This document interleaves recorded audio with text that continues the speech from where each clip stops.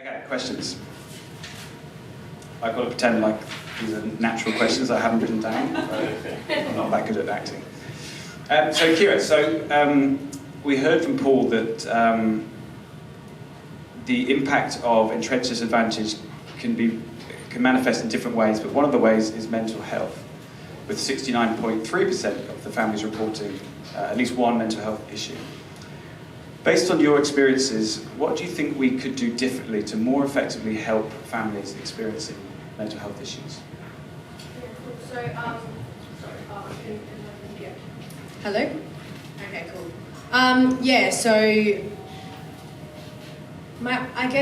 I think from my experience, people who are struggling with mental health, AOD, from my experience, where do I find help?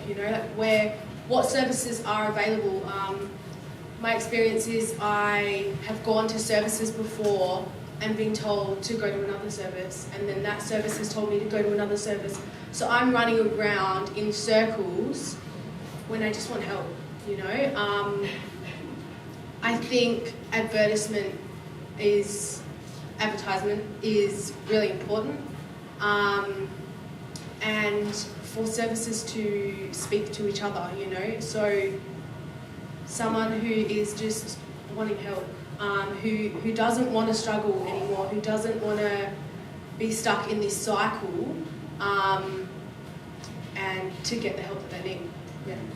Yeah, it's a great point. So the bravery of stepping up and asking for help and then not receiving it at the first stage is such a significant barrier.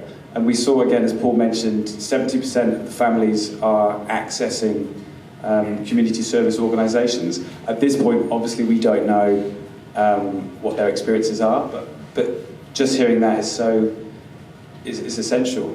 And you mentioned there, so more accessible information? Yeah, so I think knowing what services are actually going to help me with the needs that I have. I know that there is so many services available, but I think instead of being directed to somewhere where they may have the answer, but actually having someone who can tell me where I actually need to go. And as well, I just want to also speak about services and actually getting there and being able to access services.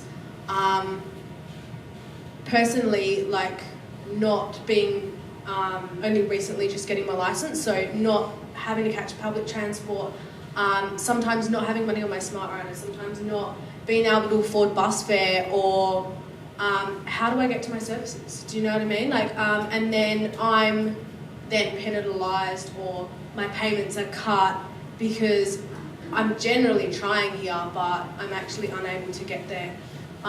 What about people who have multiple children? How are they meant to get to appointments?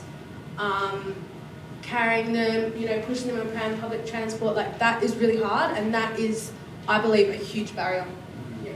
And you can see how disadvantage becomes entrenched. With all those barriers compounding, life gets harder. Thanks, Kira.